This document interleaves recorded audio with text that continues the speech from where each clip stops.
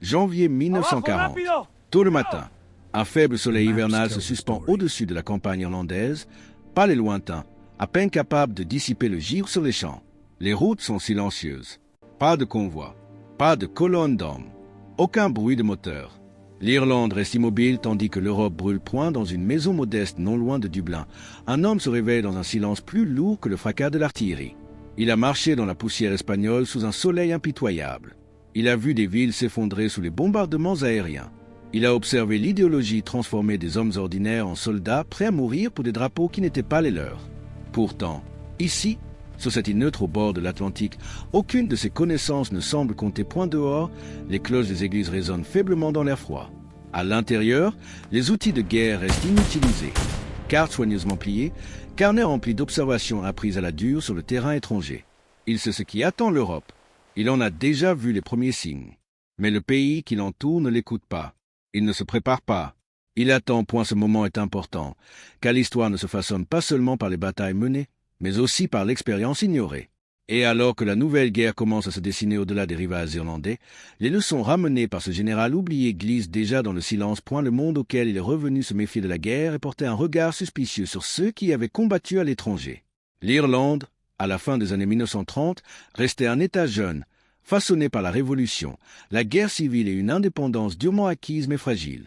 Moins de 2 décennies s'étaient écoulées depuis le traité anglo-irlandais, et les cicatrices politiques de cet accord n'étaient pas encore refermées. La priorité du gouvernement était la stabilité, celle de la population, la survie. Le souvenir des conflits internes était encore trop proche pour susciter un quelconque enthousiasme pour des engagements étrangers point à travers l'Europe. Cependant, l'histoire s'accélérait.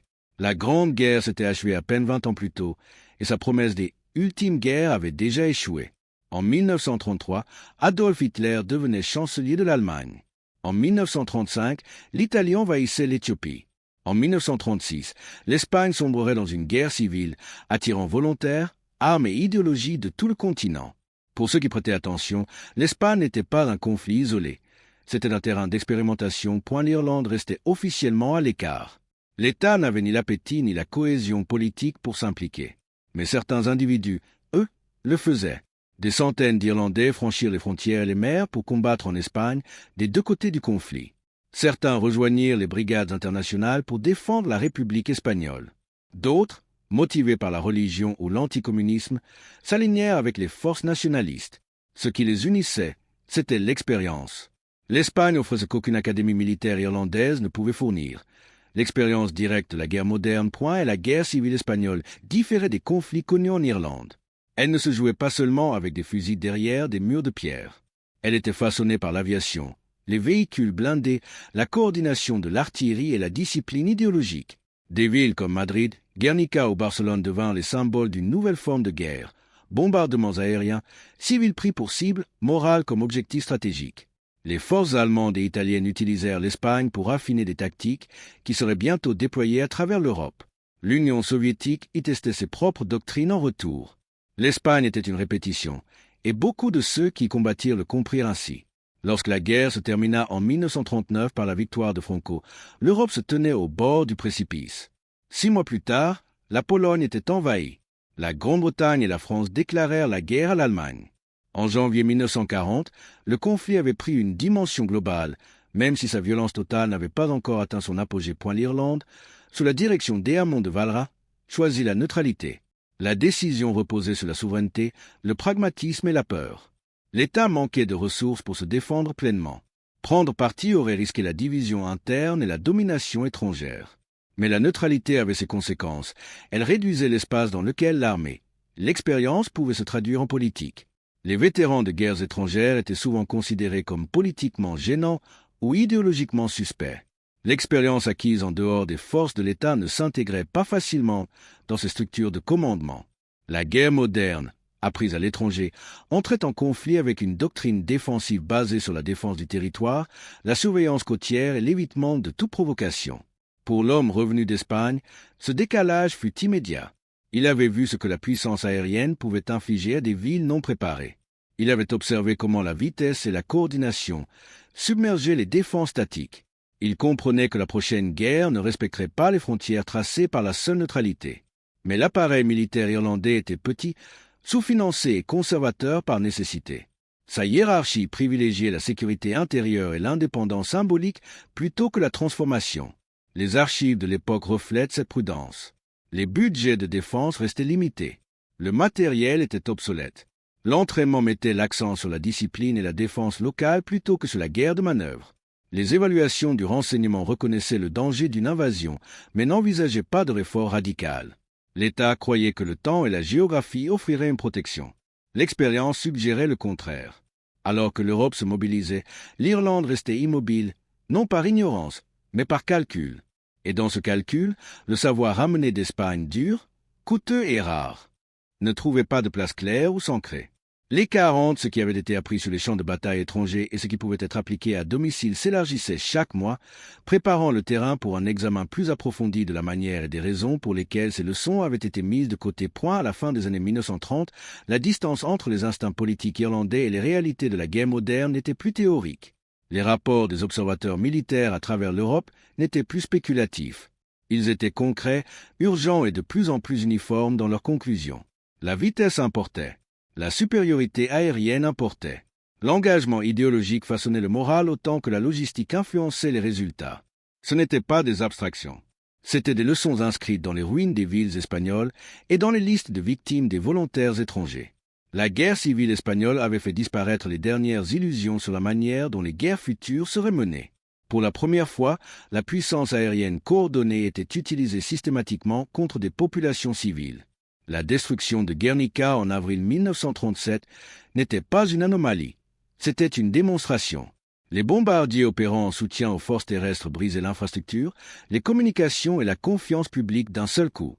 Les colonnes blindées, soutenues par l'artillerie et l'appui aérien rapproché, franchissaient les lignes défensives statiques avec une efficacité alarmante.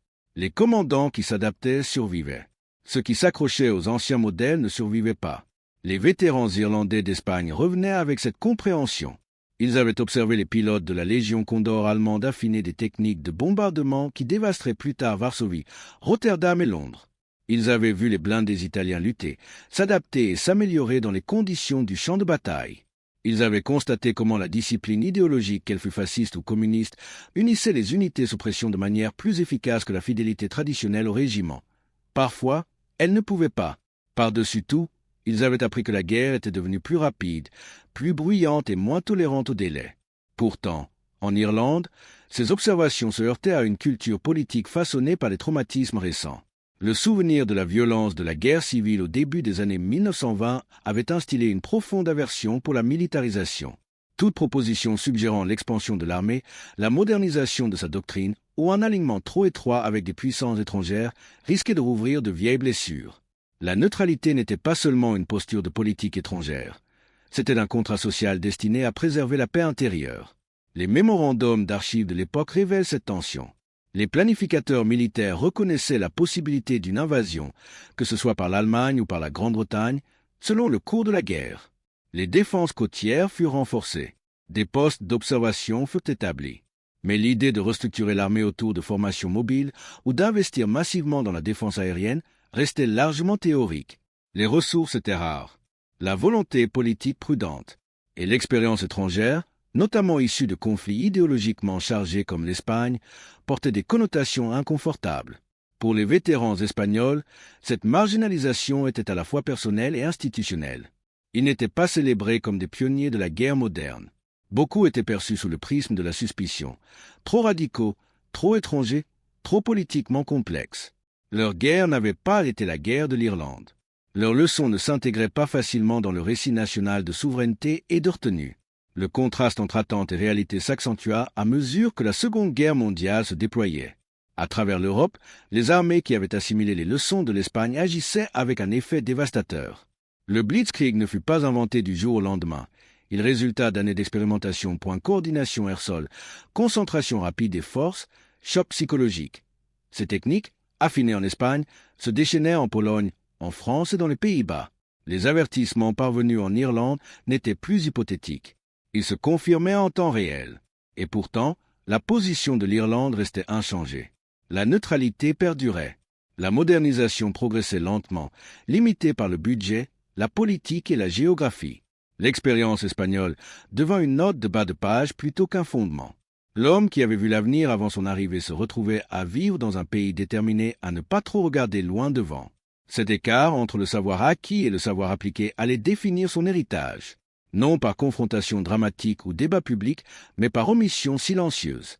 Pour comprendre comment cette omission s'est imposée, il devient nécessaire d'examiner l'histoire sous plusieurs angles à la fois, humain, militaire, politique et moral. Chacun offre une explication différente du pourquoi l'expérience seule n'a pas suffi à changer l'histoire. Sous l'angle humain, le coût de cette omission ne se mesure pas en note de politique, mais en isolement. Les vétérans espagnols étaient revenus transformés. Ils avaient vécu un conflit défini par une certitude idéologique et une violence mécanique.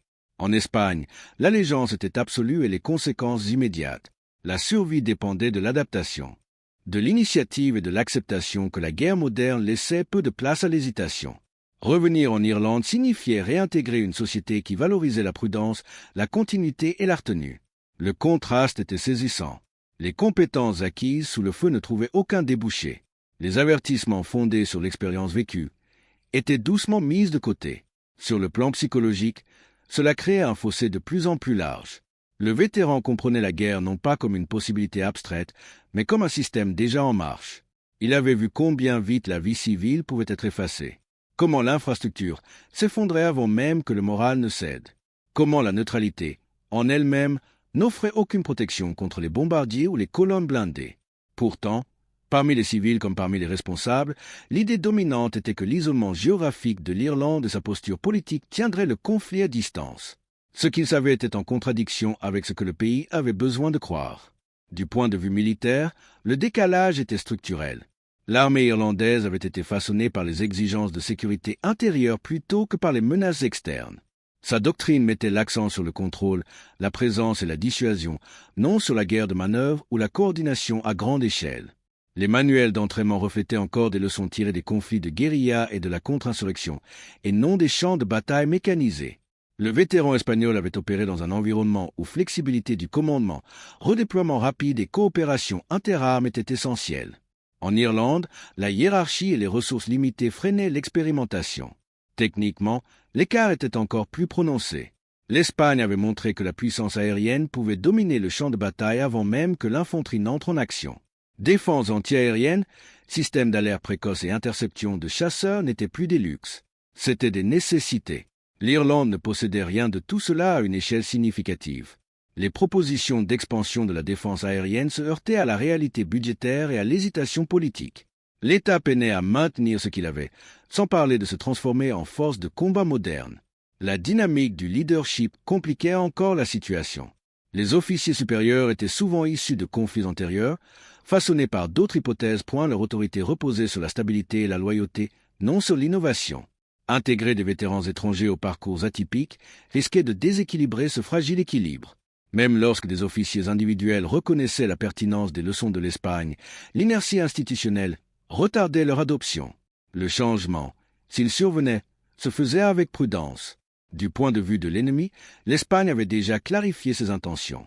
L'implication allemande, italienne et soviétique montrait que les guerres futures seraient autant idéologiques que territoriales.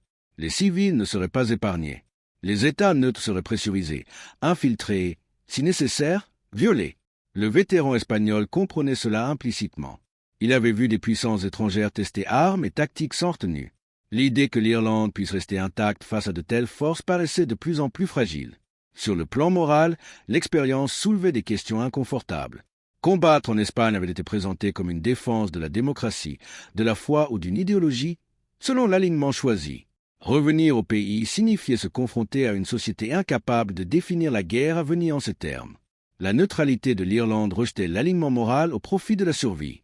Pour le vétéran, ce n'était pas de la lâcheté, mais une dissonance. Il avait risqué sa vie pour une cause à l'étranger, pour découvrir que les causes étaient précisément ce que son propre pays cherchait à éviter. Chacun de ces angles révèle une facette différente de la même. Réalité, le savoir seul ne suffit pas à provoquer le changement. L'expérience doit s'aligner sur la volonté politique, la capacité institutionnelle et la croyance collective. En Irlande, cet alignement n'a jamais eu lieu pleinement. Et alors que la guerre au-delà de ce rivage s'intensifiait, les conséquences de ce désalignement se rapprochaient inexorablement.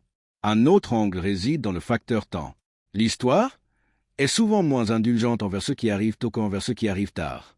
Le vétéran espagnol était revenu avec des réponses avant que les questions ne soient largement reconnues. En 1939 et 1940, une grande partie du monde croyait encore que la prochaine guerre pourrait ressembler à la précédente, ou que la diplomatie pourrait encore la contenir. L'Irlande, en particulier, avait besoin de temps, du temps pour consolider son indépendance, du temps pour éviter l'enlisement, du temps pour rester entière. Les leçons de l'Espagne exigeaient de l'urgence. L'humeur nationale exigeait de la patience.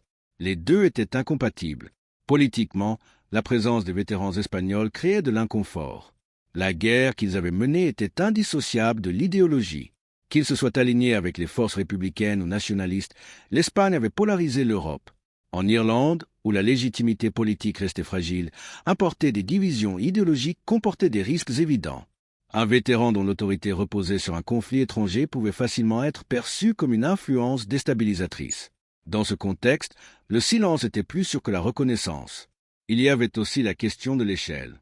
L'Espagne avait été une guerre de masse, mobilisant des dizaines de milliers de volontaires étrangers et des millions de civils. L'armée irlandaise, en revanche, était modeste par conception. Même si ses dirigeants reconnaissaient la nécessité de modernisation, les ressources requises étaient hors de portée immédiate. La capacité industrielle était limitée, la production aéronautique inexistante, les blindés lourds impraticables. Les connaissances du vétéran espagnol, bien qu'exactes, décrivaient une guerre que l'Irlande ne pouvait ni livrer ni pleinement préparer. D'un point de vue stratégique, la neutralité fonctionnait à la fois comme bouclier et bandeau. Elle réduisait les menaces immédiates, mais décourageait toute planification à long terme supposant une implication directe. Les services de renseignement surveillaient les événements, mais la politique évitait tout engagement point cette approche favorisait la retenue plutôt que la prévoyance. L'expérience espagnole, qui mettait l'accent sur la prévention et la préparation, s'opposait à une stratégie basée sur l'évitement. L'angle symbolique est tout aussi révélateur. La guerre moderne en Espagne avait été bruyante, implacable et visible. Les bombardiers se faisaient entendre bien avant l'impact. L'artillerie remodelait les paysages. En Irlande, l'absence de ce son renforçait la croyance que la distance équivalait à la sécurité. Le silence devenait un symbole de protection. Pour le vétéran, le silence était un signe d'alerte. Il savait ce qui suivrait lorsque le vacarme finirait par arriver. Enfin, il y a l'angle de la mémoire. Les nations se souviennent de ce qui soutient leur identité et oublient ce qui la complique. Le récit irlandais de la Seconde Guerre mondiale mettra plus tard l'accent sur la résilience, la souveraineté et l'indépendance morale. L'histoire d'un général qui avait combattu en Espagne, après les leçons de la guerre totale, était revenue pour être ignorée ne s'intégrait pas facilement dans ce cadre. Son expérience suggérait vulnérabilité plutôt que contrôle. Elle impliquait que la neutralité n'était pas une solution, seulement un délai. Pris ensemble, ces angles convergent vers un point de bascule unique. Non pas une bataille, non pas un discours, mais une décision répétée silencieusement au fil du temps de rester inchangée. Cette décision a défini la manière dont l'Irlande a vécu la guerre et comment le savoir durement acquis d'un homme est devenu sang. Pertinence. Le moment où ce choix est devenu irréversible marque le véritable climax de cette histoire. Le tournant n'est pas arrivé avec des explosions ou des déclarations. Il est arrivé dans la paperasse, dans des réunions qui se terminaient sans résolution, dans des recommandations reconnues puis mises de côté. À la mi-1940, la forme que prendrait la guerre n'était plus longue et ambiguë. Le Danemark et la Norvège étaient tombés.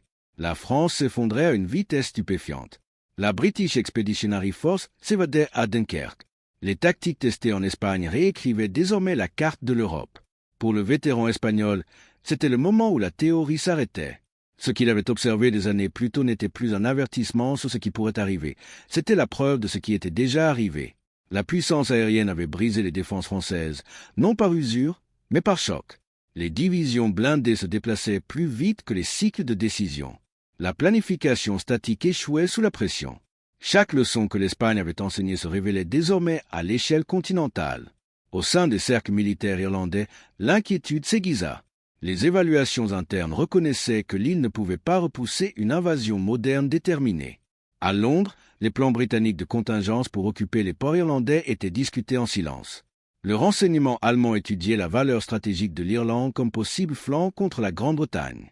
La neutralité réduisait l'hostilité immédiate, mais n'éliminait pas l'intérêt stratégique. La position de l'Irlande était exposée, même si sa politique restait inchangée.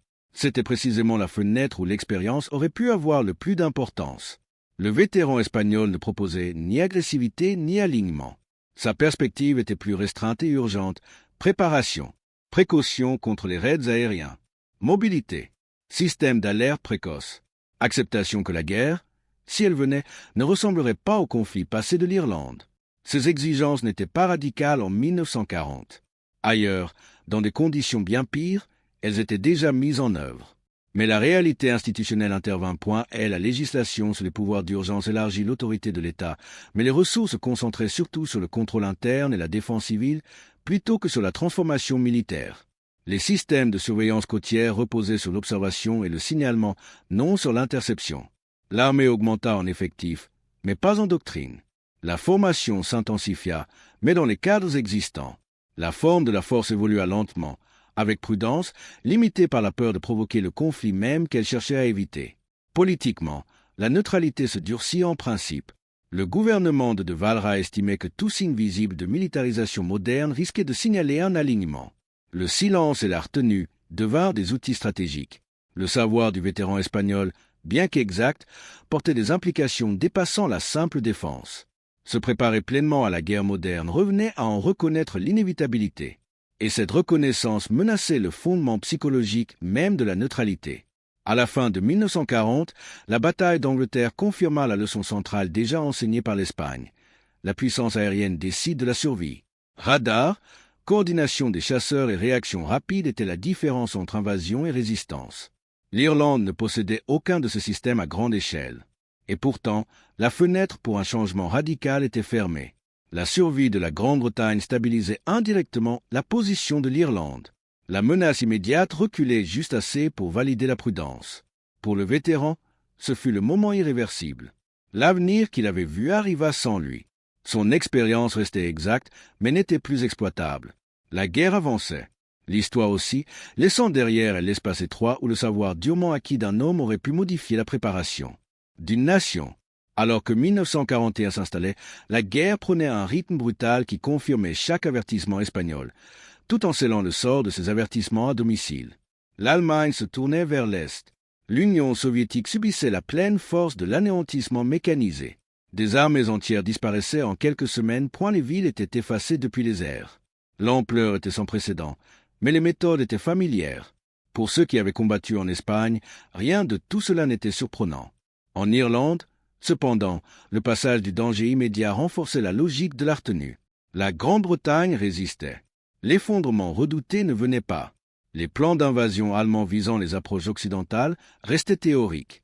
Chaque mois où la neutralité tenait semblait justifier les décisions déjà prises. L'absence de catastrophe devenait la preuve que la catastrophe pouvait être évitée totalement. Au sein des cercles militaires, l'influence du vétéran espagnol s'amenuisait encore davantage. Son expertise décrivait une guerre à laquelle l'Irlande n'avait pas été mêlée. À mesure que le conflit s'étendait à l'échelle mondiale, Afrique du Nord, Atlantique, Pacifique, le rôle de l'Irlande restait périphérique.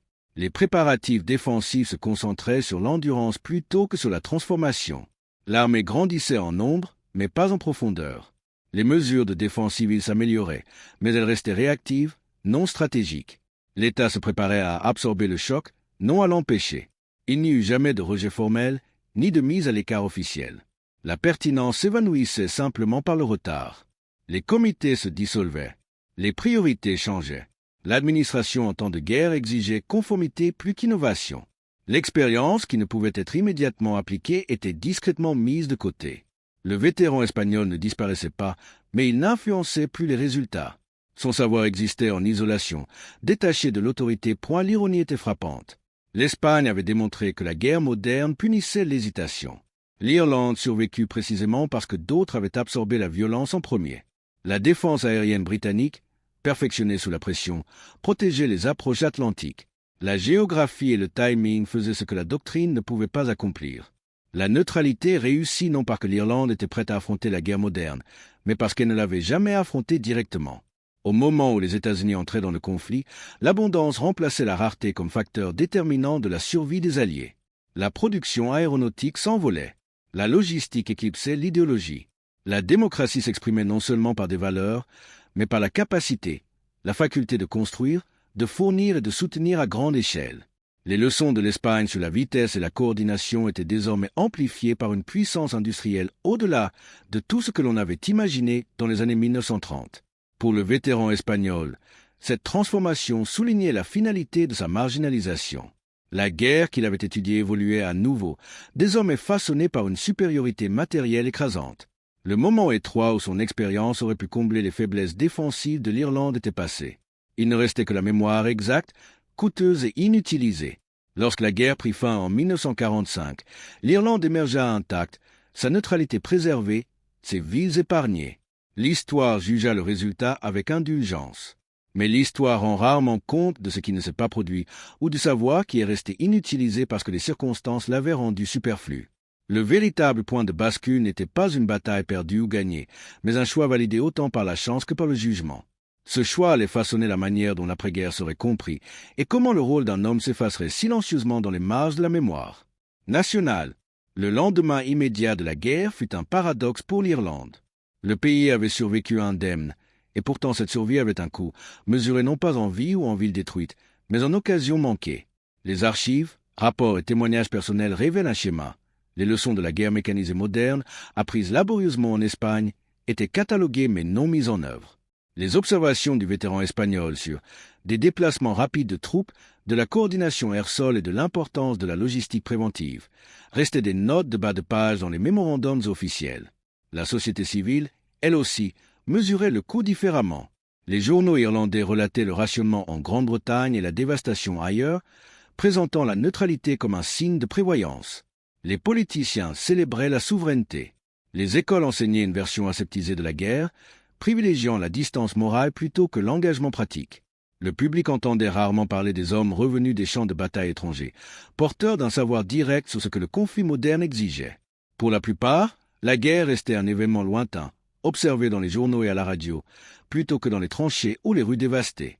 Les rapports militaires de l'époque mettent en évidence une contradiction curieuse. Les forces armées irlandaises se développaient numériquement, mais l'évolution doctrinale accusait un retard. La formation s'intensifiait, mais les exercices reflétaient les conflits antérieurs. Défense côtière, observation, mobilisation locale. Les manœuvres à grande échelle, la coordination interarmes et les tactiques mécanisées, les leçons fournies par l'Espagne restaient largement absentes. Le matériel se modernisait lentement, les batteries antiaériennes étaient minimales, les véhicules rares et les réseaux de communication fragmentés. La mémoire institutionnelle existait, mais elle demeurait en grande partie théorique, déconnectée de la réalité opérationnelle. Le vétéran espagnol lui-même vivait cette marginalisation dans le silence. Les archives indiquent qu'il continuait à consulter sur les préparatifs défensifs, à rédiger des rapports et à conseiller sur des scénarios théoriques. Pourtant, ces observations comportaient souvent des réserves jugées politiquement ou financièrement gênantes. Les raids aériens, les tactiques de blitzkrieg, les avancées rapides de blindés, ces menaces étaient reconnues en théorie, mais la mise en œuvre de contre-mesures impliquait un engagement au-delà de la neutralité. Son expertise, précise et prouvée au combat, était souvent repoussée sous prétexte de prudence. Les conséquences dépassaient la seule préparation militaire. La préparation psychologique, un facteur subtil mais crucial, était également affectée. Civils et décideurs puisaient leur confiance dans l'intégrité des villes irlandaises et des infrastructures intactes. Ce sentiment de sécurité renforçait l'illusion que les leçons de l'Espagne étaient inutiles. La direction du pays pouvait considérer la survie comme une justification, même si cette survie dépendait davantage des circonstances que de toute adaptation systématique aux pratiques de la guerre moderne. À l'échelle internationale, l'histoire du vétéran restait invisible. Les puissances alliées reconnaissaient la guerre civile espagnole comme un prélude au conflit mondial, mais la neutralité irlandaise la rendait hors du calcul stratégique.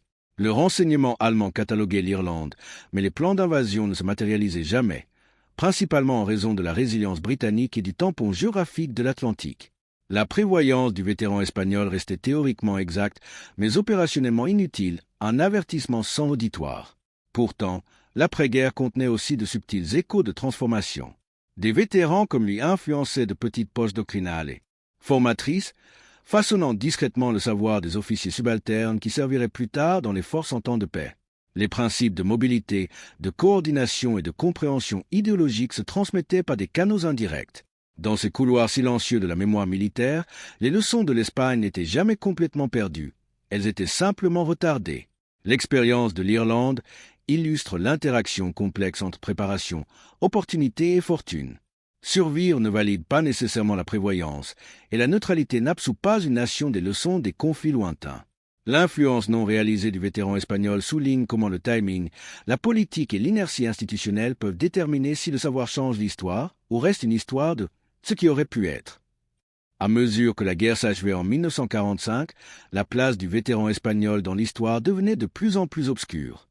L'Irlande avait émergé physiquement intacte, sa neutralité préservée, mais l'absence d'engagement signifiait que la compréhension de la guerre moderne par l'État restait limitée à la théorie. L'Europe, marquée par le conflit total, était devenue un véritable archive vivante des leçons que le vétéran connaissait déjà. Assauts coordonnés air-sol, percées mécanisées, bombardements stratégiques et coups humains dévastateurs des guerres idéologiques. Pour le vétéran lui-même, la période post-1945 fut marquée par une réflexion silencieuse et un sentiment de décalage. Il était revenu au pays avec un savoir qui aurait pu transformer la défense nationale. À la place, il observait l'Irlande naviguer dans les débuts de la guerre froide, protégée par la géographie et les circonstances politiques, plutôt que par une préparation proactive. Ces rapports, jadis urgents, semblaient maintenant des annotations prémonitoires sur une histoire qui s'était déroulée sans son intervention. Les chercheurs et historiens militaires reconnaîtraient plus tard son expérience, mais à l'époque, ses contributions restaient périphériques, presque invisibles. Le récit politique en Irlande célébrait la survie et la souveraineté. La neutralité était présentée comme une sagesse, et le grand public restait largement ignorant de l'étendue à laquelle les leçons d'Espagne avaient été négligées en termes pratiques. L'armée avait grandi et sa formation s'était légèrement améliorée, mais la doctrine et la stratégie restaient conservatrices. Les tactiques mécanisées, la coordination aérienne et la mobilisation rapide, les compétences même affinées en Espagne, n'étaient ni centrales dans la planification, ni mises en avant dans les exercices en temps de paix. Pourtant, tout n'était pas perdu. Dans de petits cercles militaires, les vétérans influençaient une nouvelle génération d'officiers, transmettant des leçons de jugement, d'adaptabilité et de dimension humaine de la guerre moderne. Ces individus, souvent en mentorat discret, devenaient les porteurs de ce savoir expérientiel. Bien que l'Irlande ait évité les conséquences immédiates du conflit mondial, les graines intellectuelles plantées par des vétérans comme lui allaient plus tard influencer la réflexion sur la défense, le renseignement et le professionnalisme militaire. Le contraste entre l'expérience de l'Irlande et celle de l'Europe continentale était frappant. Les nations dévastées par le conflit n'avaient d'autre choix que d'intégrer immédiatement les leçons modernes au prix énorme de vie et d'infrastructures. L'Irlande, protégée par sa neutralité, survécut au choc physique et psychologique de la guerre. Mais en faisant cela, elle contournait également le creuset de l'expérience appliquée. Le savoir du vétéran espagnol, jadis urgent et exploitable, devint une curiosité archivistique, un témoignage de prévoyance ignorée plutôt que d'échecs vécus. En définitive, l'après-guerre souligne une vérité centrale. L'histoire se façonne autant par ce qui est ignoré que par ce qui est accompli. Le parcours du vétéran espagnol à travers les champs de bataille étrangers, de retour dans une patrie prudente vers l'obscurité relative, illustre la fragilité de l'expertise lorsqu'elle se heurte aux contraintes politiques et à l'inertie institutionnelle. Son expérience demeura valuable, but in Irland, the moment for its application had passed.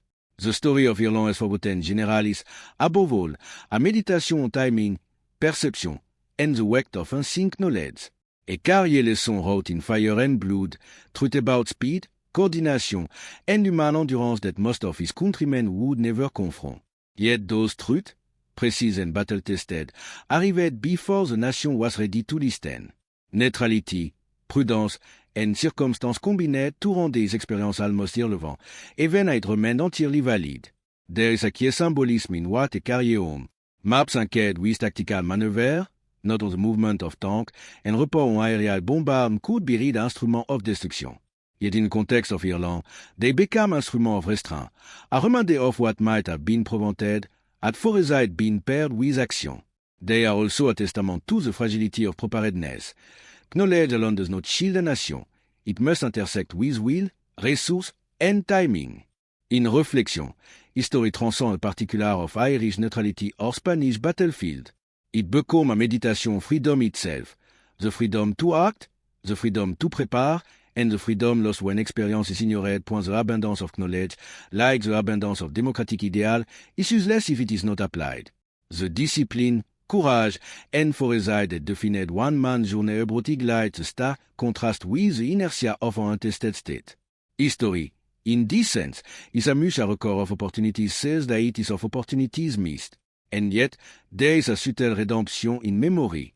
The lesson carried in silence, toegenuisd at the time, endure. They become part of a hidden inheritance, informing minds that would want to revisit them, question assumption, and rebuild understanding. The Spanish veteran et journée remain US deck knowledge, even when ignored, shape the contour of history in way that may only be recognized decades later.